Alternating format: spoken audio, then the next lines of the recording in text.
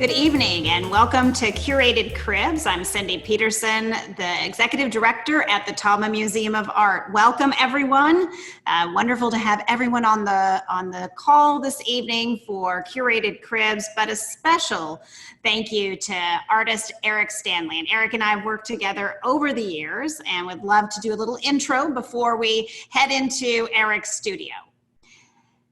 Eric is an internationally recognized artist known for his multi-layered cut paper artwork using his unique CNC laser process. His work has been exhibited in over 120 galleries and museums around the world and are part of many national and international collections. We're so excited to have his work here on our third floor, but also we've had an exhibition of his in the past. Eric is a professor of studio art at Virginia Tech, where he teaches laser cutting and engraving studio practices. The students are really lucky to have you at Virginia Tech and be exposed to your practices, but also your teaching. He is represented by Victoria and Mo in New York City, the Marta Hewitt Gallery and Media Force of Tokyo, Japan, and he received his BFA from the Massachusetts College of Art and his MFA from the Savannah College of Art and Design. He has exhibited at the Taubman Museum of Art in 2016 with solo exhibition entitled Daphne, which we'll see more of later, and currently his work Lesson of Atticus is on view, as I said, on the museum's third floor, and we're going to pull up an image now and screen share that, and it's just gorgeous, but you really have to get up close. Lesson of Atticus is a work composed of 34 layers. So if you can imagine that, and when we visit with Eric and he shows that process, you'll see the intricacy and the patterns that come alive. With oversight from Eric and the museum's exhibition team, the museum was able to offer interns the opportunity to assist in the installation process for the Lesson of Atticus, which I think is a key point in terms of that outreach to our institutional partners and working with our college interns across the board. So we're going to begin with Eric's presentation and his early influences. So I studied under Craig Drennan when I was in graduate school, a brilliant guy who I still try to stay in touch with. And this is Josh Yu. I studied with him a little bit. He was more of a traditionalist, and you can see the expression on his face. He wasn't quite on board with what I was doing here, but I was full in it. Also, you can see how these were displayed. I was putting the actual painting, the slippers, low, and the top of the box had an image of the painting before I cut it up, and that was the simulation, and I put that at about eye level, thinking that the simulation in our world has become more important than the authentic, the actual object.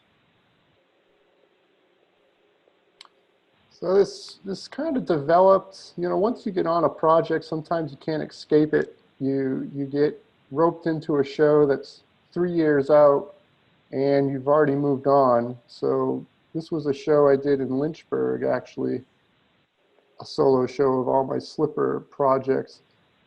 And I did some different mixed media projects with this that all had to do with this thought of walking on the earth and thinking about, where my appreciation for art lies and how that is pretty much everything I see everywhere I go.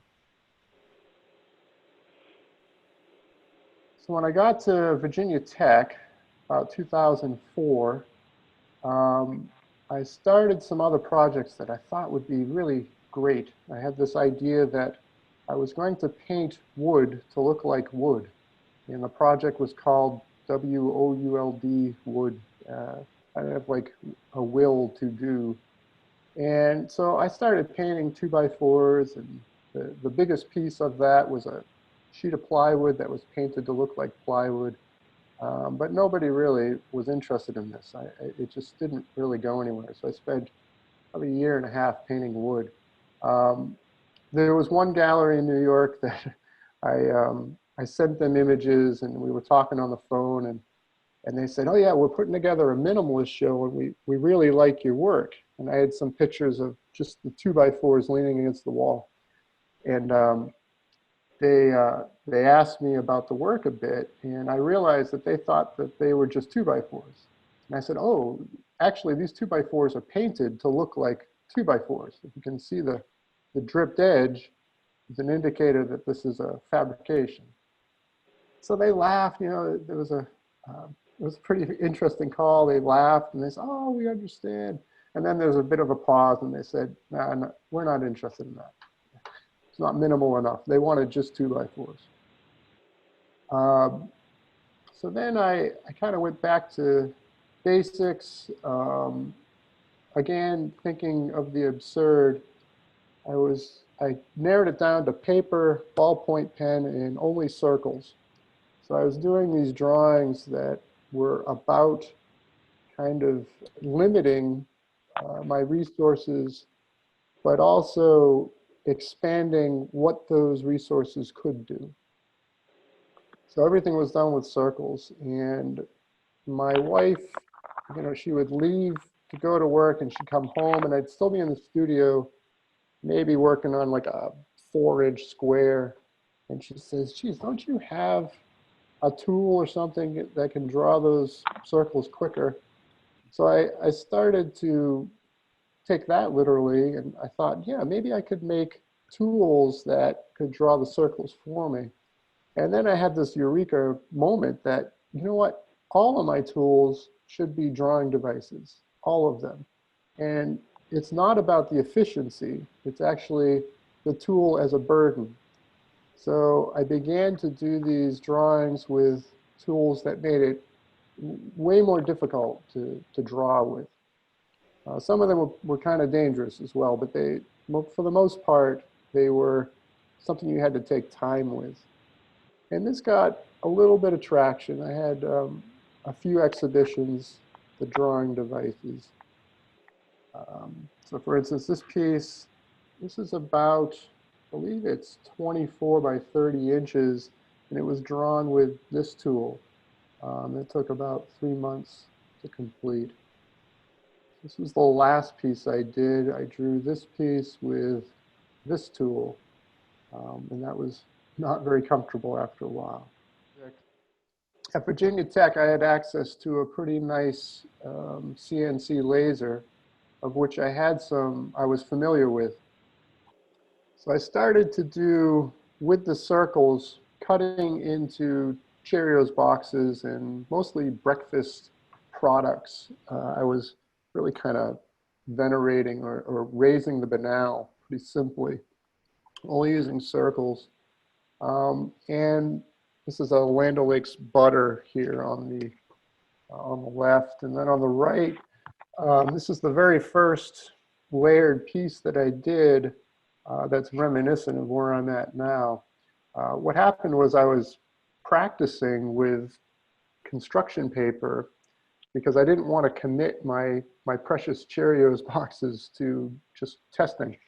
So one day I was leaving the laser lab and I had stacked up about 7 sheets of cut paper, and I was stunned at the complexity of the layers. They had nothing to do with each other. They were just, random. And I got out my sketchbook and I started writing down questions like, what is this? Because this is quite amazing. Could I be conscious about what those layers, how they relate to each other? So I'd be drawing on a matrix. I'd be drawing not just across a composition, but down into a composition. So early on, I borrowed a lot of aesthetic challenges from Gothic and Islamic art. And I liked the idea that these, at least the work that I was inspired from, they were unto themselves in that they weren't trying to depict anything else. They weren't trying to illustrate something in life. They were trying to be their own thing, be a cathedral, be a stained glass window, and so forth. So I was working with the thought that I wonder if I could capture the reverence and put it into paper put it into a smaller scale. So that's where this technique has kind of come to. And this is a video of the actual laser in my studio working. So from a vector file, I can send it to the laser.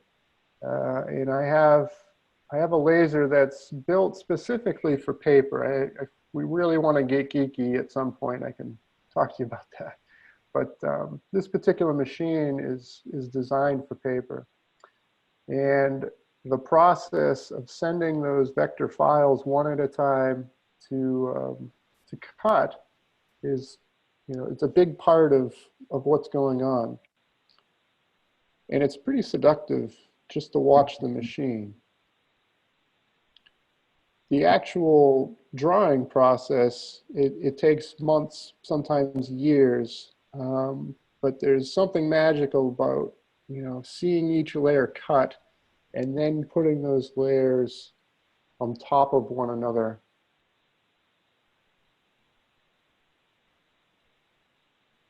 That's fabulous.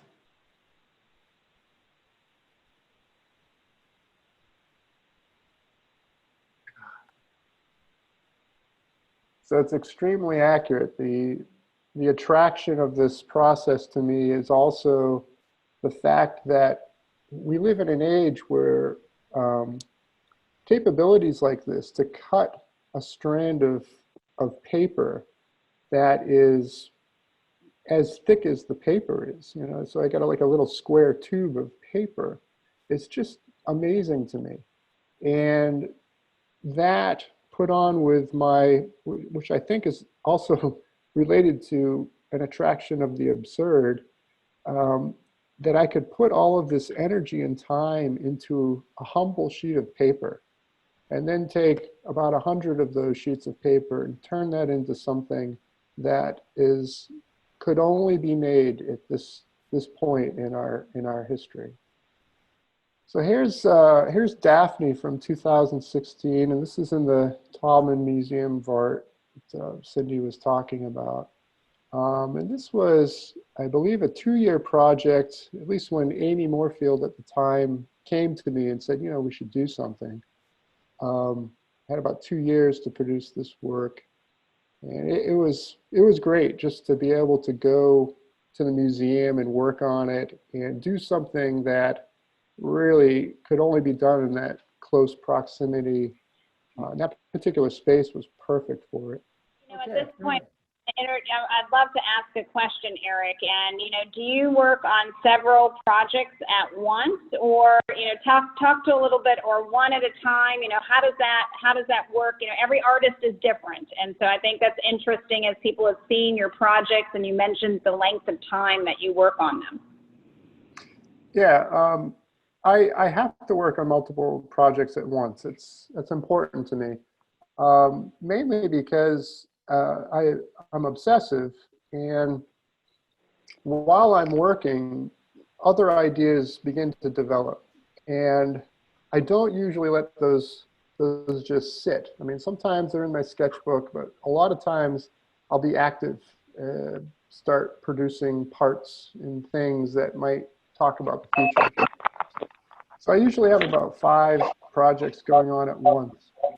And a lot of this has started with a very large commission that I feel so honored to have. And right now, when I said I'm working on 3 pieces, this particular commission is really got a lot of traction right now. And it's pretty much everything I'm thinking about. So I use a lot of chalkboards because I can't remember everything. It gets too complex. So I have to write everything down, and I have to be able to across the space to be able to see what's going on. So these are the newer pieces that I wanted to get out of the frame. I wanted to get that vulnerability that I had with Daphne and really start thinking about how this paper can occupy space. And what that evolved into is a reversal of the frame. I found myself, without the frame, I sort of turned it inside out. So these structures here, this is birch plywood. So the frame becomes like a scaffolding for the paper. So it's kind of inside. This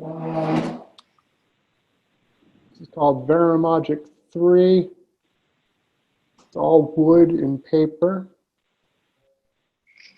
But this particular piece really started pushing how I can occupy space in a way that I couldn't when it was just stacked. So I'm bending the paper, you can see on this dome here. And in this case, I have a turned wooden base. Again, it's sort of like the frame is reversed. The frame is on the inside. So now this paper really can stack in all different ways, and it even bends. I can't get in there, down in there. It's almost 90 degrees to the other layers. It's the same with this. This is a Veramagic 3. So I could really trying to push the space, you know, how this occupies our visual path, while also keeping up with the complexity of the paper itself. In this material, this is all turned wood. That's all painted with I make a paint that has a lot of titanium in it. It makes it extremely flat. This is Padovia. It was just something I had to get out of my system, really. The Padovan sequence is a fractal, usually created with rectangles. But I had this in my original proposal for this commission I'm on, and I changed it to this hexagon, so you can see this sort of repeats by a factor of the golden ratio, which I thought was quite beautiful. And I knew once I built this that it would look familiar once it was made. And this piece actually is probably the most layers I've worked with yet. It's just about 1,200 layers in that piece, but it does come off pretty flat. So this is, I guess, the dirty side of my studio. Although it looks pretty sparkling clean on that part of it. I know what you're referring to. It's the nitty gritty and the nuts. Yeah. I can be more dusty in here and be okay with it. Yeah, you know, I need all the help I can get, so I keep things pretty organized. If things are too messy, I start screwing things up. So I'm a little bit obsessive with, you know, keeping my tools somewhat clean. And you have numerous machines in this part of your studio. Your working part is, you know, any other details you'd like to share on that? Because we can see a number of the machines in the space. I guess, you know, even as a painter, one of the limitations I had is, you know, I have a sensitivity to understanding space, physical space. So a lot of times, even as a painter, I'd get into, you know, making the frame or adding elements onto the surface. And I guess I just always have been kind of handy. So getting those things together, for instance, the lathe now has become an integral part of my process because I can turn wood from blanks like this and get to a shape like this and start working with a structure. And all of this, again, is like a frame. This is going to hold multiple layers of paper. And I'm doing this on, you know, a larger scale like that, as well as, you know, turning little things like this. So this will hold probably about 100 layers of paper, but it's doing it on multiple levels, so I can spend several layers, and those can kind of fold down and meet other pieces. So yeah, I guess I can't, I'm not satisfied with the flat plane is what it is, but at the same time, I have a curiosity to exploit 2 dimensions, force it into 3 dimensions. My actual And sketch. how long does this, I think one of the questions usually comes up, to an artist is, how long does a sketchbook, do you fill one, every year, or do you keep them? Are they, something that you're going back to for reference? Yeah, absolutely. I go back, a sketchbook usually lasts me about a year, year and a half. Yeah, I'm skipping a page here. So this is my current sketchbook, which I'm almost done with, but I have some newer notes about the Lesson of Atticus, for instance, and how I needed to change there was some imagery in that particular piece that I wanted to remove, and I changed it with that central horizon that are 2 deckled edges of paper that sort of meet in the horizon there. And that's covered with this delicate lace pattern. In this sketchbook, this one's about 3 years old now, but it also has notes on the Lessons of Atticus. And I do have to go back and forth because sometimes there are things that that didn't get done, or at the time I wasn't ready to do. And I go back and sometimes I can find something and say, yeah, that's pretty interesting. Sometimes not. Sometimes it's like, yeah, what was I thinking? But that, again, that's sort of the intimate space of the sketchbook. And now I've taken that, there's some Lesson of Atticus right there. I've sort of taken this step to turn these into drawings, not thinking about the composition, but more thinking about, this is just to sort thought out, and the drawings will be collected as well. I'm a big James Joyce fan. I think as an influence, James Joyce is a big one for me. And it's not so much of course, the poetic beauty of what he does, but the layering of language as a linguist, that he can say in one sentence 7 different things in 7 different languages. I mean, it's incredible. And I remember talking to I got to work with a Joyce scholar when I was in graduate school. And he told me the story of Joyce's editor when he was doing Finnegan's Wake. And his editor said, when is this work going to be done? It's been 17 years. When is this work going to be finished? And moreover, who's gonna understand this thing? And Joyce told him, he said, look, it's taken me 17 years to write. It should take at least 17 years to read the thing. And I love that. I just thought that was great. And it's interesting, in my work, I don't pretend to be Joyce or some kind of genius, but I do aspire to creating an object that can change every time you revisit it, that every time you look at it, you find something new. And that's something that I guess I want to see in the world. And it actually is how I see the world. Not just your frame of mind, but actually discovery. That's big.